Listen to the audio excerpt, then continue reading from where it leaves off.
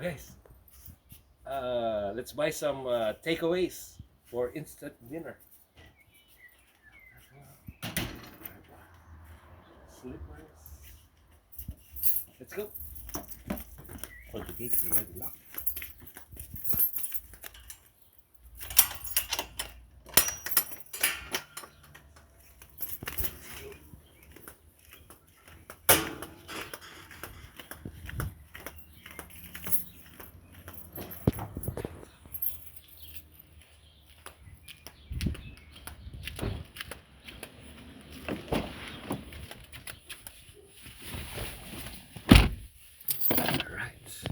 Let's buy some takeaways for dinner.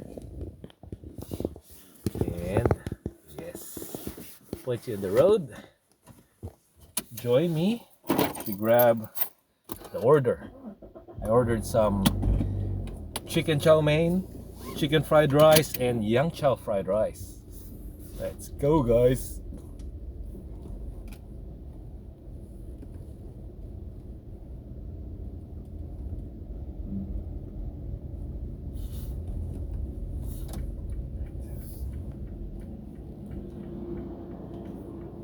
Gonna pass by our neighborhood.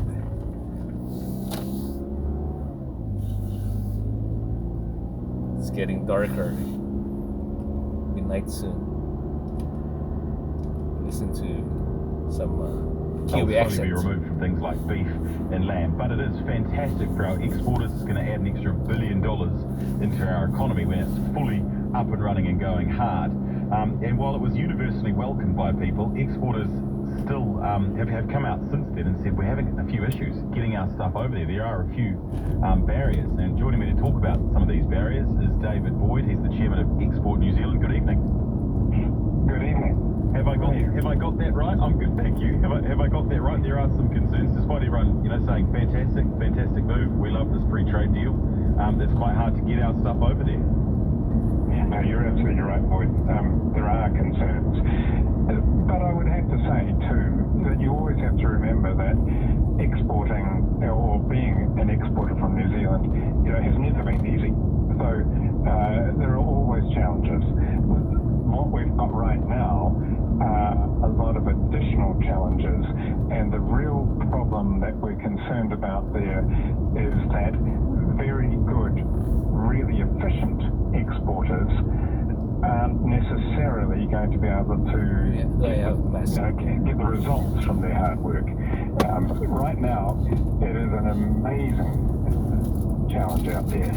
Every day, we have no idea what our costs are going to be. And we're not blaming anyone for that. It's just that's where we're at. One of the companies that I sit on the board of is the New Zealand Sock Company.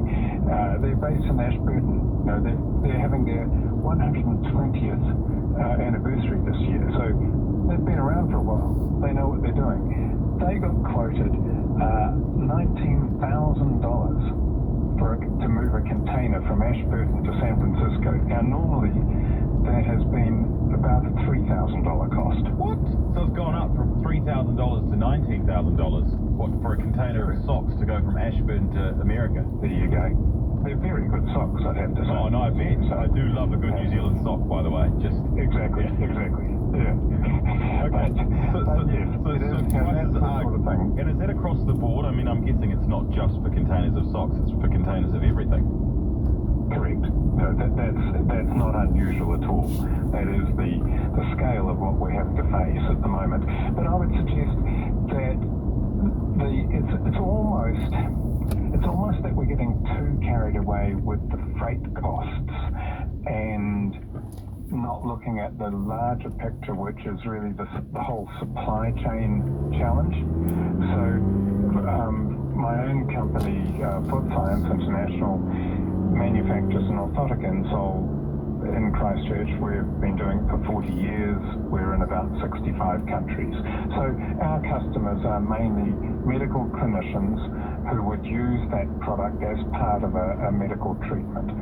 Now, we rely on getting containers of closed cell foam out of Vietnam we bring them to New Zealand, we manufacture the product, and then we ship the product out, or actually air freight the product out.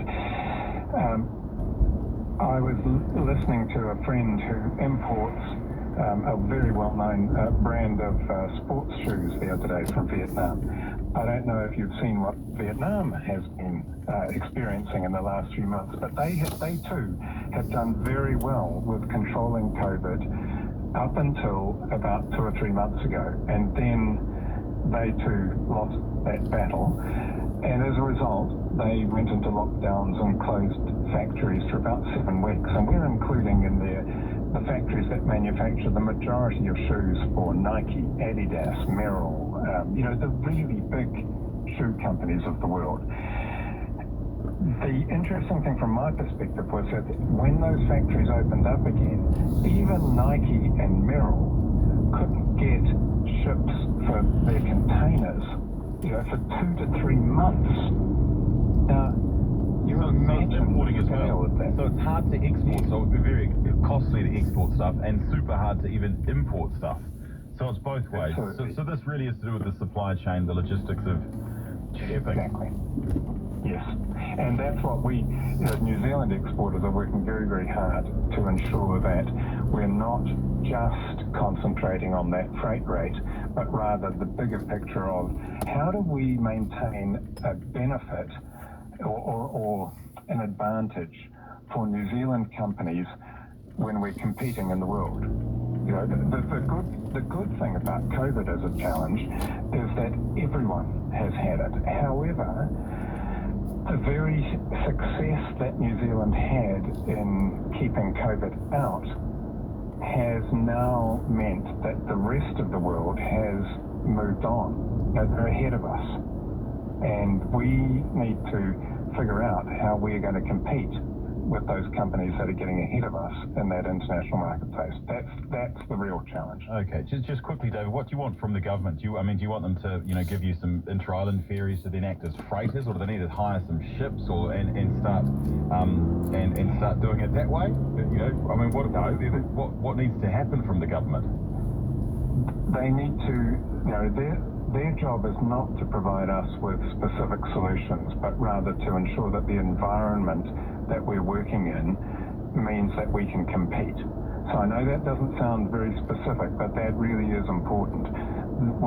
We have extremely capable companies out there in New Zealand who are used to working in a highly competitive market.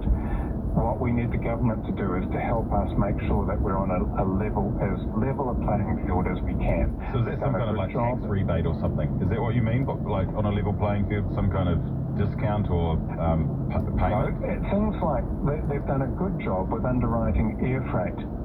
So that they've done an excellent job of helping us to ensure that we have access to air freight. That agreement runs out at the end of March. They've extended it several times. We do need to look at what can we do with regards to sea freight, which is the much bigger issue.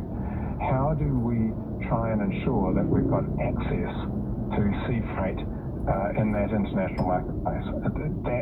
That's where we really need some help. Okay, wonderful. Hey, thank you so much, David Boyd. That's David Boyd, the chairman of Export New Zealand, and he's not wrong about sea freight. I sent a whole lot of boxes and stuff back from the UK when I was living there. I think it was back in May I sent them, and they still haven't arrived. So it is a clogged supply chain, and it would be great if the government maybe could underwrite some sea freight. Stay with us. We're going to have a quick break. We're going to have some news headlines, then we're going to talk investment with Victoria Harris. News from News Hub, New Zealand's #1 news source.